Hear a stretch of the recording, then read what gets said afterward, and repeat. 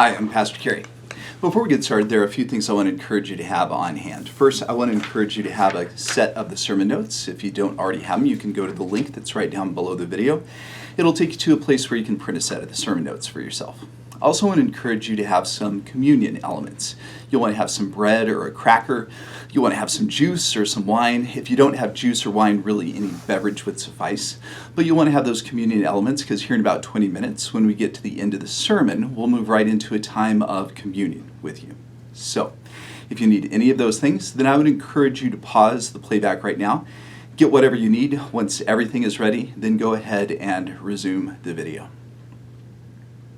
I don't know if there's ever been a time in your life when someone has said to you, so-and-so, we need to have a come to Jesus talk. Has that ever been said to you? I can honestly say that over the course of my life, I can't recall anyone ever saying to me, Kerry, we need to have a come to Jesus talk. Now, I'm sure there have been times when someone should have said to me, Kerry, we need to have a come to Jesus talk, but I don't ever recall that exact phrase being said to me. Now, there have been a few times over the course of being a parent that my wife and I have said to one of our children, we need to have a come to Jesus talk. And as you obviously know, whenever someone says that phrase, we need to have a come to Jesus talk, it implies that we need to have a very serious conversation.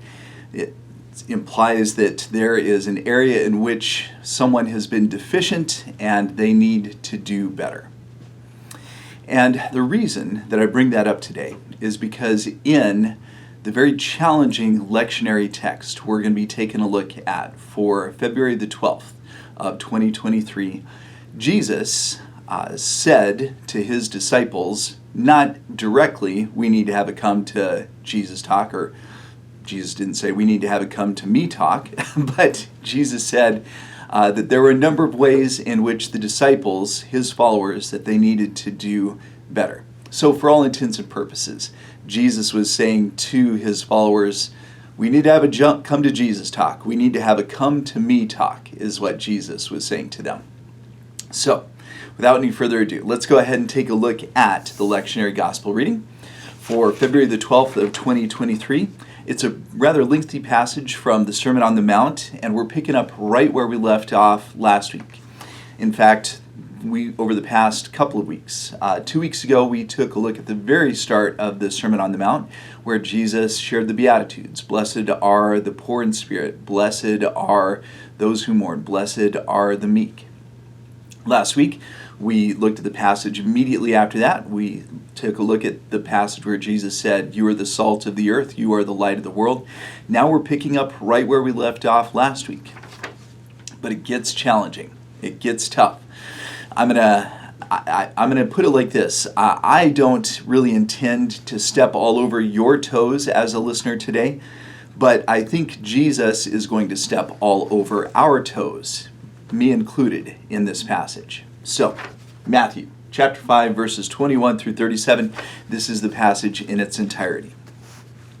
You've heard that it was said to the people long ago, you shall not murder, and anyone who murders will be subject to judgment. But I tell you that anyone who is angry with a brother or sister will be subject to judgment. Again, anyone who says to a brother or sister, Raka, is answerable to the court, and anyone who says, you fool, will be in danger of the fire of hell.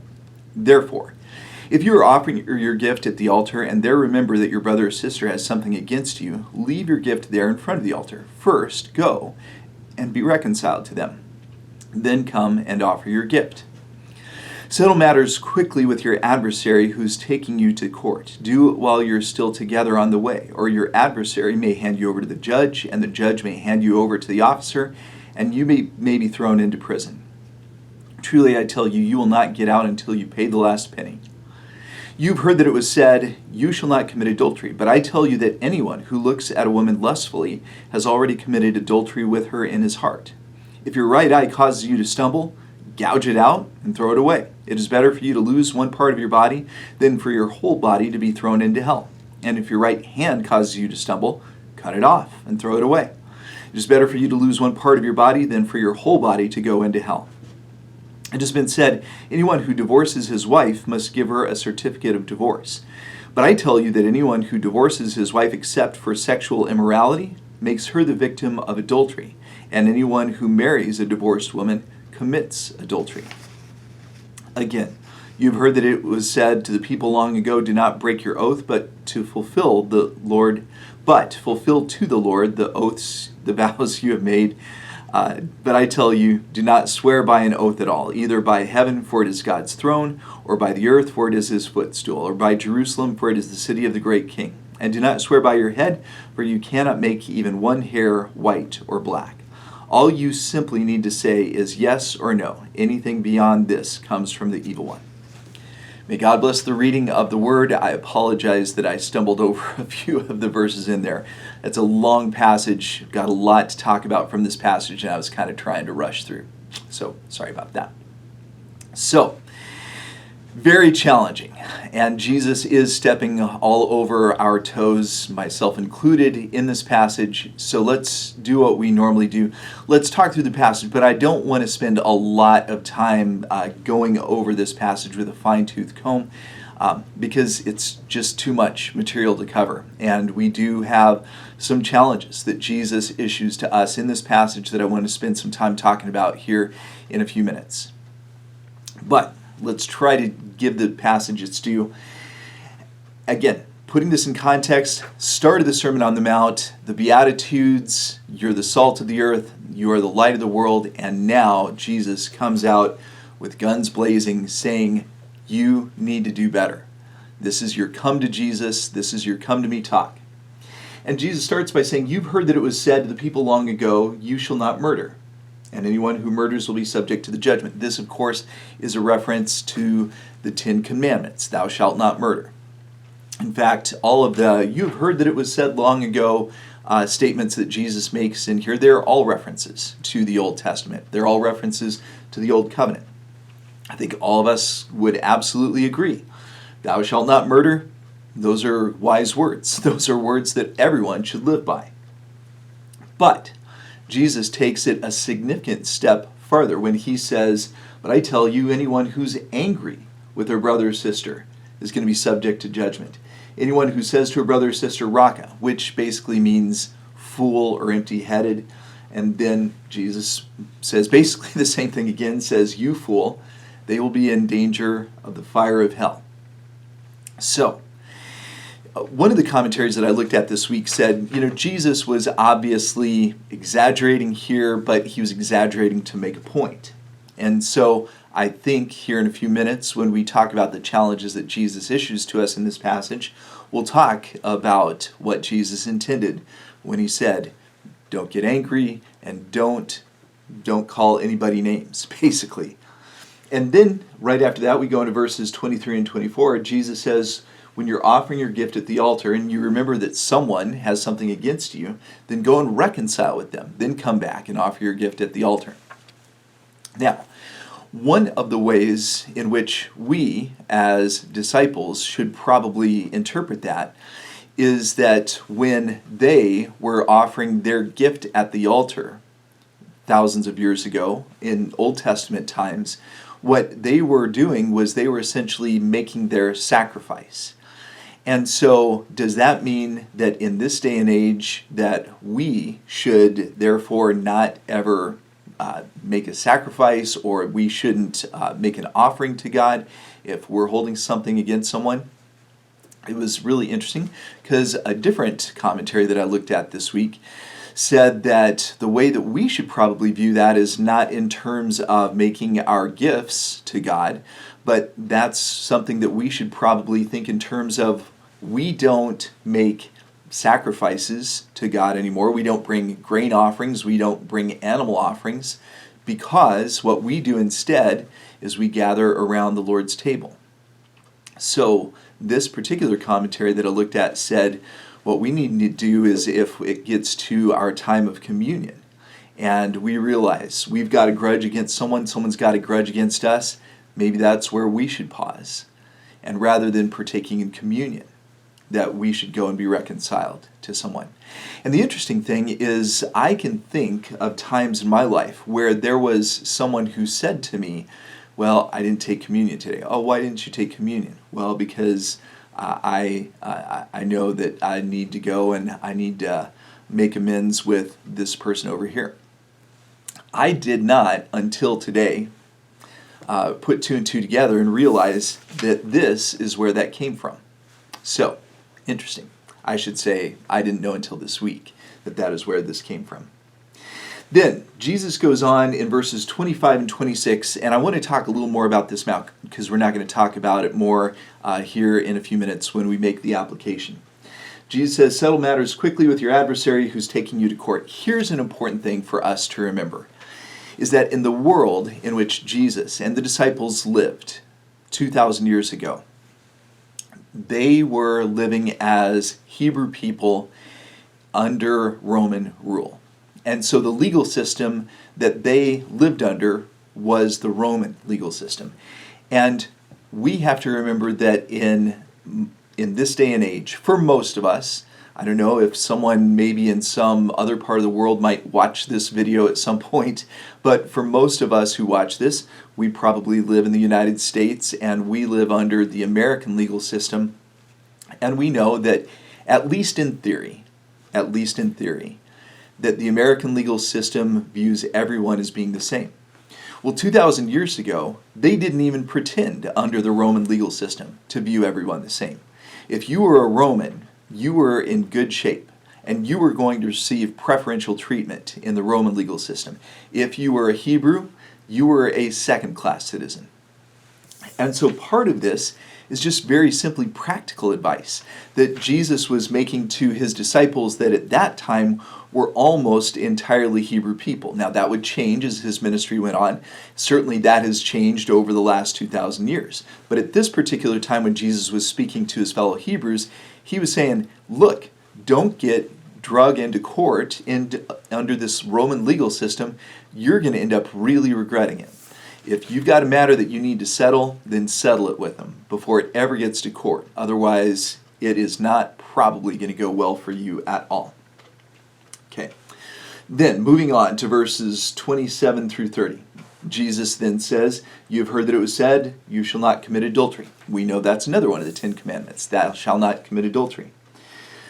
But Jesus takes this a step further and he says, I tell you, anyone who's looked at a woman lustfully has already committed adultery with her in his heart.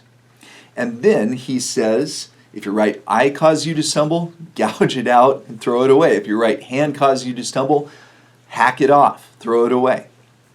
Now, you'll probably notice that I still have my right eye. I still have my right hand. And have there been times in my life when my right eye has caused me to stumble, when my right hand has caused me to stumble? Yeah, you better believe it. And so, again, the commentators say, well, Jesus was speaking hyperbolically here. He was exaggerating to make a point.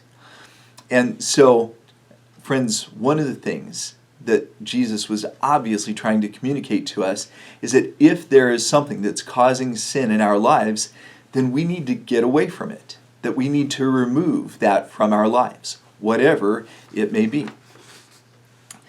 And then, Jesus just really stirred up all sorts of trouble in this passage, isn't he? Then we get down to verses 31 and 32.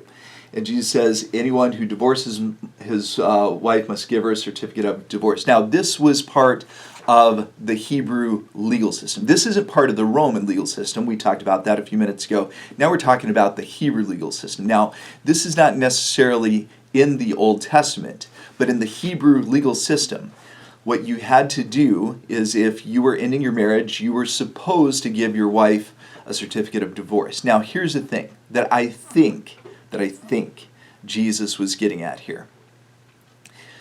In the world that they lived in 2,000 years ago, Romans were first-class citizens and Hebrews were second-class citizens, but I think you also understand that sadly and unfortunately that women were even second-class citizens. Should we just say that they were third-class citizens in the world that Jesus was speaking to 2,000 years ago? And one of the things that we know to be true about this culture in which Jesus lived is that if a man was wealthy, that he could have multiple wives. And not only that, but if he ever got tired of one of the wives, he could just get rid of her. He could divorce her. And the world that they lived in 2,000 years ago, it's not like there was alimony. It's not like there was hopefully, this system that we live under today in which men and women are treated equally in our legal system. Again, I hope that that's true. I'd like to think that that's true. In that world, in that culture 2,000 years ago, if a woman's husband got rid of her, divorced her, then she was really in dire straits. And Jesus was trying to say, that's not right. That's not fair. Jesus was saying, look, if she has committed adultery, and if she's the one who has done her husband wrong by committing adultery, that's one thing.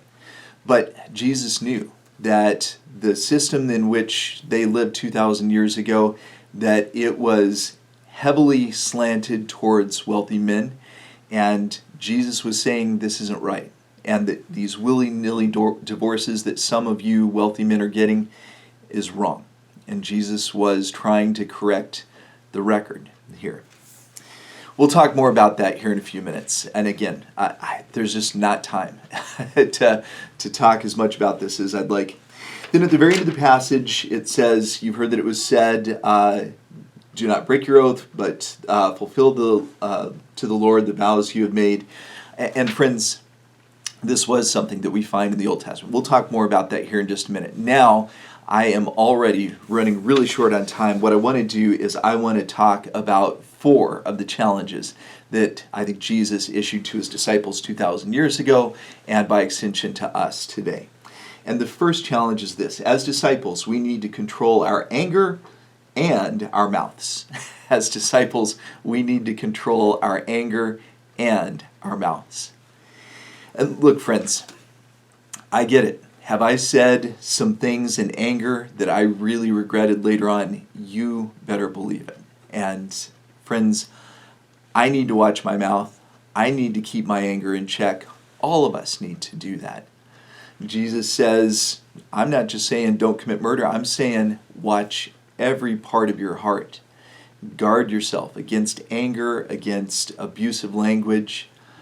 And so that is, really, that's a whole sermon unto itself. That's a whole nother 22-minute sermon that I just don't have time to give right now.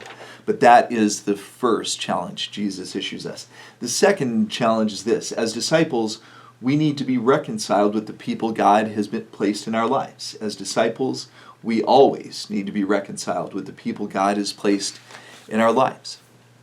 And friends, look, are there people that are probably unhappy with me right now? I mean, probably. And so if there's anyone who watches this and that you need to reach out to me and you need to talk to me about something, I want you to know that you're welcome to do so. Is there a person or two in my life with whom I probably need to be reconciled? I want you to know that I am going to be giving that some serious thought. Yes, there probably are. And this week I was really challenged on that, especially when I was reminded that there are some people who look at verses 23 and 24 and they choose not to take communion as a result of not being reconciled to someone. So that is something that I'm going to take seriously. I want to encourage you to take seriously as well. The next challenge that Jesus has for us is, as disciples, we need to be ethical with our sexuality. As disciples, we need to be ethical with our sexuality. Friends, I realize that in the year 2023, that we live, is it safe to say, in a pretty permissive culture? And look, again, this is a whole nother sermon that would take even a lot more than 22 minutes. There's no way that I can do justice to what Jesus talked about even in this passage today, much less all the other things that the Bible has to say about our sexuality. But I think that it's fair to say this. A good summary is this. We need to be ethical with our sexuality. And friends, there are some people who, with their sexuality, that they look at other people as objects. And Jesus is saying very specifically in this passage that it is not acceptable to look at other people as objects. In this passage, Jesus also says, look, if you get tired of your wife and you want a younger wife, that's not acceptable either. And so, even in a culture in which we live, in which it seems like pretty much anything goes, if we call ourselves disciples of Jesus Christ, then we need to have ethics where our sexuality is concerned. And this passage points to at least a couple of those points of ethicism. So that is this third, the third challenge Jesus has for us. The fourth challenge is this. As disciples, we need to be people of our word. As disciples, we need to be people of our word. You know, thousands of years ago, they would swear, just like Jesus talks about in this passage, they would swear to God, or they would swear by heaven, or they would swear by Jerusalem, or they would swear by the hairs on their head. And to some degree, we still see that happen today. And Jesus was saying, look, it's getting ridiculous. Some of the commentaries that I read talked about the different ways in which they would swear, and it got to the point where it was becoming lots of legalese and technicalities. And so Jesus was saying to his followers, get away from all of that legalese and all of that technicality and just make sure that whatever you say is the truth. Don't qualify it with all of these terms and all of this jargon. Jesus said, make sure that when you say yes, you're going to do something, that people who know you well know that you're going to do it. Make sure that when you say no, I'm not going to do that, the people who know you well will say, yeah, he's not going to do that because he said he's not going to do that. Jesus said that is how we should conduct ourselves. Not couch it in all of these oaths and swear to this and swear to that. Just let your yes be yes, your no be no.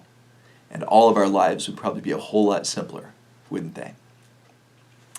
Well, friends, right now what we're going to prepare to do is we're going to prepare to gather around the Lord's table.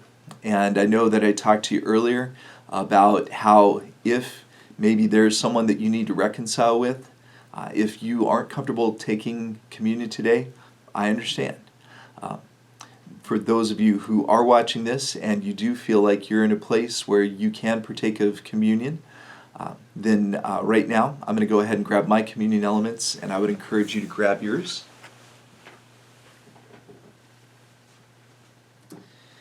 And I would remind you of Jesus' words.